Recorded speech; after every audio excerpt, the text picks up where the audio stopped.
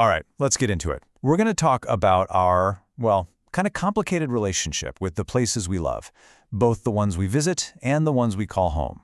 We're seeing this growing tension everywhere, from the busiest cities to the quietest countrysides. And believe it or not, it all starts with something we all know and love, the perfect souvenir. So just think about it for a sec. When you go somewhere new, what's the one thing you have to bring back? And I'm not talking about, the cheesy keychains or the I Heart t-shirts. What's the thing that really captures the vibe of a place for you? It turns out, for a whole lot of people, the answer isn't some trinket from a tourist trap. No, it's something real, something you can taste. We're seeing this massive shift where travelers are hunting down things like a shopping bag from a specific Paris supermarket, or a certain kind of smoked butter, or even a childhood candy from China like White Rabbit. It's all about bringing home a slice of everyday life. And this isn't just a quirk, it's a full-on phenomenon. It's even got a name, snack tourism. This is a world where the local grocery store is suddenly the hottest landmark in town. And of course, social media is pouring gasoline on the fire. You've got Gen Z travelers on TikTok turning their snack hauls into viral videos, basically creating treasure maps for other tourists to follow. But here's where the story takes a sharp turn. Just as travelers are trying to dig deeper and find that authentic local flavor, some locals are pushing back. And they're pushing back hard. This kind of graffiti, which is popping up in cities all over, is a pretty stark sign that the welcome mat is being rolled up. Now, to really get what's going on here, we need the right word for it. Activists say the problem isn't just over-tourism. The word they use is touristification, and that difference is absolutely crucial. See, this isn't just about too many people on the sidewalk. It's about a whole system that consistently puts the tourism industry's profits ahead of the needs of the people who actually live there year-round. And the fallout from this, well, it's everywhere, and it's impossible to miss. Your rent skyrockets because every other apartment is now a short-term vacation rental. Tensions flare over tourists behaving badly near sacred places like Mount Fuji. You've got massive protests against cruise ships in Venice, and even people attacking tourists with water pistols in Spain. This is not just one city's problem. It's happening all over the globe. And that's why the language here matters so much. When you call it over-tourism, it sounds like a simple math problem, like we just need better crowd control. But when you call it touristification, you're pointing a finger at something much deeper. You're talking about a structural issue, an economic model that basically sucks the wealth out of a community and funnels it into the pockets of outside investors.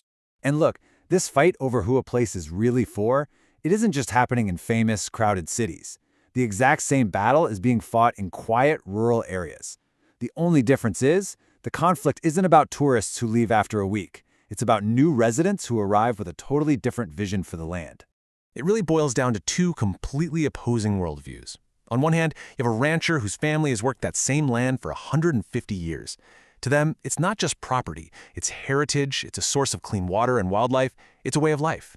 But then, a newcomer might look at that exact same ranch and see idle land, an underperforming asset just waiting to be turned into a golf course or a bunch of new houses. It's a fundamental clash over what that land is even for. So with all this conflict, where do we go from here? Well, researchers have this really cool framework they call the hatchet and the seed. The idea is simple. The hatchet is the tool you use to deconstruct the problem, to take apart the flawed arguments. And the seed? Well, that's for planting new ideas and growing real solutions. That hatchet comes from a field of study called political ecology. It basically gives us the lens to see how huge global economic forces end up shaping our local environments. It helps us ask the really tough questions, like, who actually gets to control these places? Who benefits? And who ends up paying the price? Okay, so we've used the hatchet. Now it's time for the seeds, the solutions. When you look at this picture, it's easy to just see a cattle ranch, right? But it is doing so much more than that. And this is where a really powerful idea called multifunctionality comes into play. It gives us a totally new way to see and value this land. So what on earth is multifunctionality? It's the idea that a place like this ranch provides a ton of value that you can't just slap a price tag on. We're talking about things like clean water, a home for wildlife, cultural heritage, and just sheer scenic beauty. It's a way of arguing that this land is far from idle. In fact, it's working overtime for the good of the whole community. And this isn't just some academic theory. These seeds are actually being planted out in the real world. In cities, you have activists moving past just protesting and actually writing plans for a more sustainable way to do tourism. In the countryside, you have farmers creating amazing niche products and selling them directly to people in the city. And everywhere, you're seeing communities band together to demand policies that put people and places ahead of pure profit. So when you take a step back, it becomes pretty clear. Whether we're talking about hunting for the perfect snack in a foreign supermarket or fighting to save a 150-year-old family ranch, the debate is exactly the same. At the end of the day, all of this is about a search for a new kind of balance. It's about people all over the world demanding that we start valuing the unique character of a place and the health of its community, not just its potential to make someone a quick buck. And that really just leaves us with one last question to chew on. What is our responsibility to these places, to the neighborhoods we live in, and to the towns we just visit for a couple of days? What do we owe them and the people who make them so special in the first place?